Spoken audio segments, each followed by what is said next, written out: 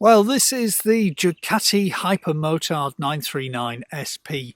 It's a 2018 model, and it is one hell of a cracking little bike. So let's take a look at it.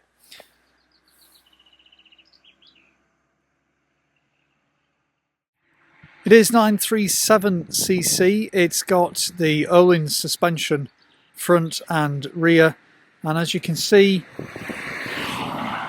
it's got these Pirelli Diablo Supercorsa tyres on it, which are particularly sticky. Decent little things they are too. Haven't really tried them yet in the wet, so I'll have to find out what that's all about and how well they work there. But in the dry, they are really great little tyres. It is such a tall bike though. I mean, if you are anything shorter than I am, I'm 5'10", 5'10 and a half, something like that. And I'm sort of more or less tippy-toeing this bike, so it is one thing to bear in mind. But it is one hell of a fun machine. It really is. Today, as you can see, it's covered in flies because it's that kind of time of year where we get loads of green fly around here, and they're just about everywhere.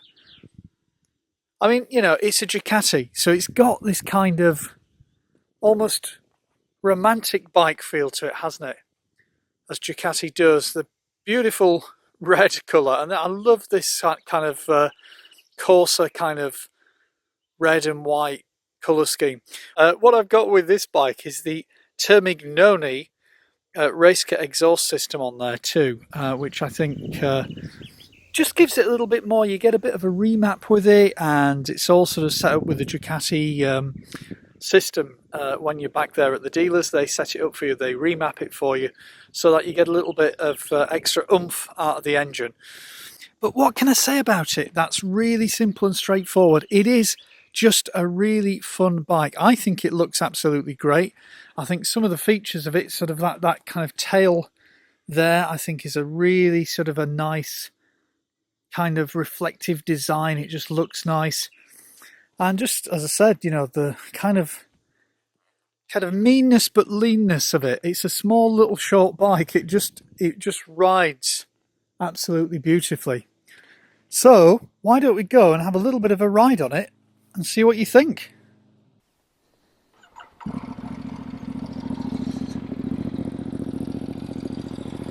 So this is a kind of exhaust sound.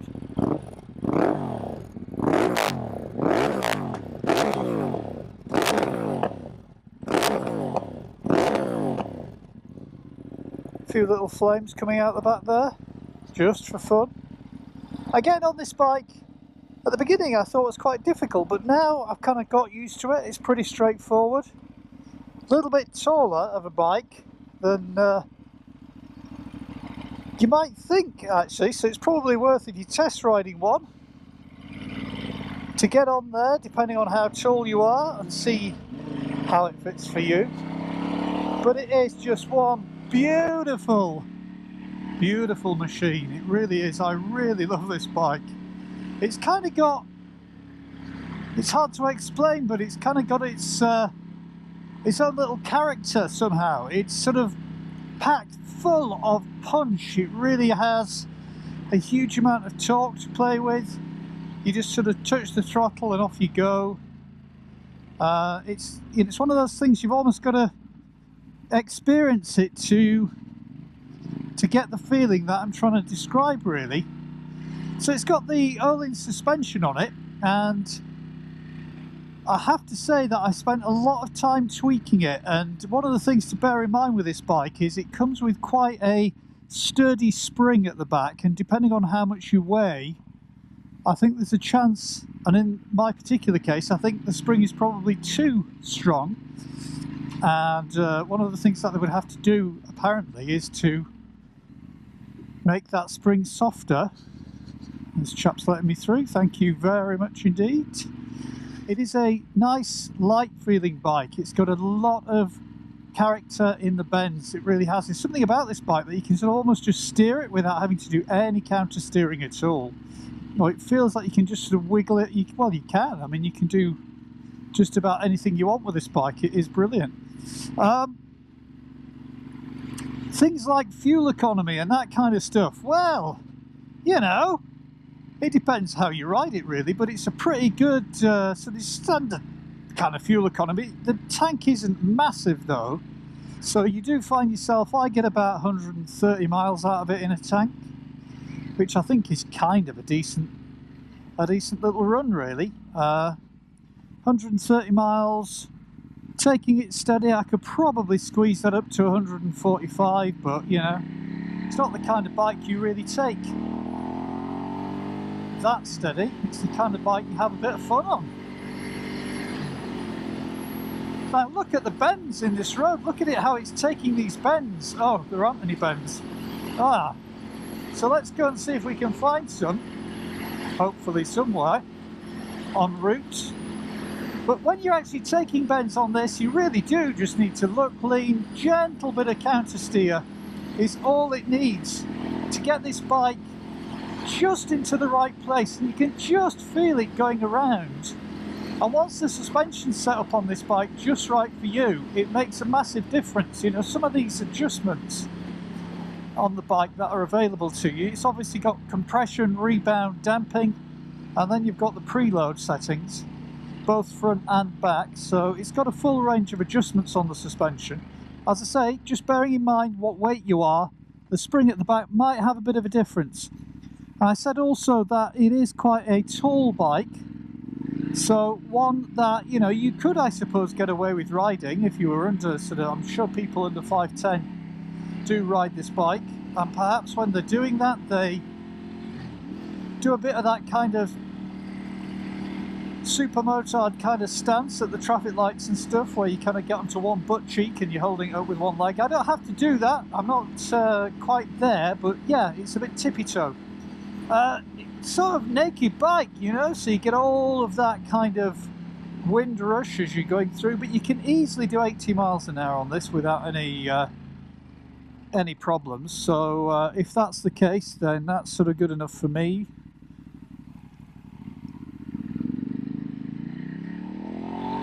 I haven't wheelied on it, and everybody, I suppose, who gets one of these at some point probably does do a bit of wheeling on it. I'm not really a wheelie type person. I don't have a huge wheeling repertoire, but I might have a go at some point. Yeah, I'm on a brand new tyre as well, I forgot to mention. One thing that did happen with this bike is the front tyre, it's got the Pirelli Diablo Supercorsa SP tyres on it, and the front tyre had a bit of a manufacturing defect in it, so it's had to be removed and replaced by a brand new one this morning. And so I suppose I'm taking it reasonably steady on it now. It's done about 45 miles, so it should be reasonably scrubbed in now.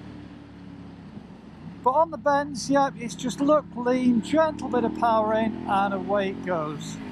It's got all the oomph you need for overtaking if you need to or want to. We're just about to come up to a junction here, but let's just have a little diddle.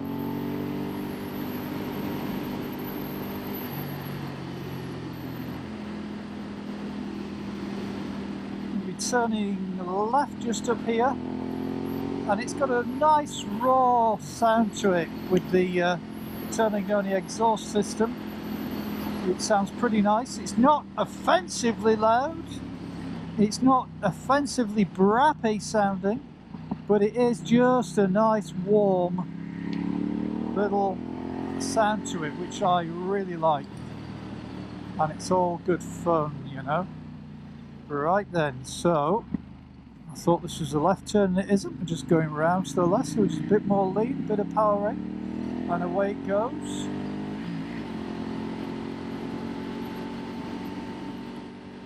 Now, one thing about being on this bike is you'll probably get this immediately, is this sort of sense that you're pretty far forward on it. You're kind of over the bike at the front, more or less, because if you're looking straight forward, you don't see any of the bike at all in front of you. It's this kind of magic carpet kind of ride, which again, I really like it. And because it's got quite a short wheelbase feel to this bike, you know, you get this kind of like, you could almost describe it as feeling like a kid, you know, on a BMX bike, sort of stunty kind of feeling to it. It just has that kind of niftiness, that agility that comes to mind when you think of that combined with the torque that's available. It just really does give you that kind of heart for biking again. I can't explain it. You know, I've had lots of different bikes, but there's something about this one that I've not experienced in any of the other bikes I've had. Is it the size? Is it the torque? Is it the combination of all of those things? I really don't know. Is it the sound of the exhaust? You probably don't get much of that here through the helmet mic. But there is a combination of things that just make the whole thing feel bloody lovely. I mean, I would suggest, if you haven't, or even if you've no intention of getting one of these, although be warned, you might be tempted to get one after you did it, get out there and test drive one, because, oh shit, right, hang on, whoa, taking it nice and steady, that little thing, wasn't it? I was kind of afraid that it was going to fly up in the direction I was going, so of course it decided to turn around. We're in the countryside though, so all sorts of things can happen. I tested the brakes on this morning because the route up from Squire's Biker Cafe up to York is the B1222, featured it on a previous video. That's I was going this morning, and there's a stretch of that which is farm land either side. As much of the countryside is around here, of course, and the hedge, not like it is here, where it's trimmed nice and low so you can see anything that's coming through, was a very high hedge. It was probably something like 10 foot high, maybe even higher. And suddenly this tractor came out in front of me about as far as we are here to that speed sign. I was doing 60 and he came and blocked the entire road. Straight out, wasn't looking. I slammed on my brakes with a two-stage braking, and the bike just came to a stop just before I hit him. There's a lot of momentum still in me. I almost flew off the bike, I had to grip it hard with my knees, but thankfully, thank God, I wasn't injured with it, or even worse than that. It certainly was that kind of feel to it. So yeah, just the torque of this is probably the biggest feature about it. Now, some people who've test ridden these, some people have got them, and they're all right in saying this, that when you're sort of down at the lower rev range, because it is a torquey engine, the throttle is a bit on-off. You do get a bit of jerkiness in the lower speed stuff. That is something that could be improved upon, I suppose. But then again, I've seen lots of bikes with exactly the same thing. I think in general, if that was the only compromise really that you had to make with this bike, it's certainly a bike, in many ways for me, above most bikes I've ridden. It hasn't got everything. You know, it isn't that kind of inline, smooth application of power that I get with the S1000R, the BMW S1000R. It's not like that. There's something more kind of youthful and edgy and kind of thuggish about the way this bike is, but equally it's very graceful. It's very graceful in the turns. It just holds the road beautifully. Now, I'm guessing that those tyres, the Supercoursers, make a difference too. They are probably very sticky tyres, and this really is talking about, of course, in dry conditions. Wet conditions, is your confidence quite the same with those tyres? Well, for me personally, no, it isn't. For some people, it may well be.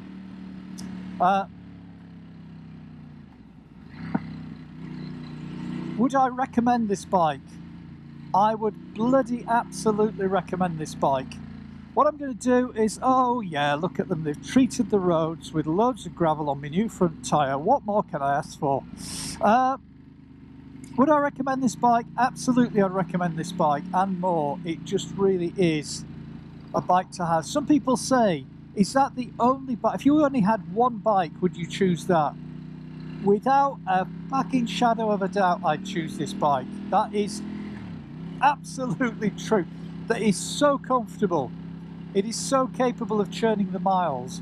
It is equally so comfortable in bends. There's something about it. You just get a real sense of confidence, and it just takes all of your riding up one more stage. It makes you want to do more. Have I had knee down on it? No, I haven't. Have I tried? I sort of, on occasions, but you know, I'm not going to try and do that today with a new tyre and road surfaces like this.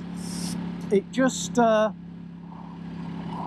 it almost leaves me without being able to say a great deal more about it. I just think you should get out there, give one a test ride, and see what you think. And I'd be interested actually to know what you think. Either leave me a comment on this video or do a response video if you do get a chance to get one of these, the Hypermotard, Ducati Hypermotard SP939, 2018 model. It is one fucking brilliant bike.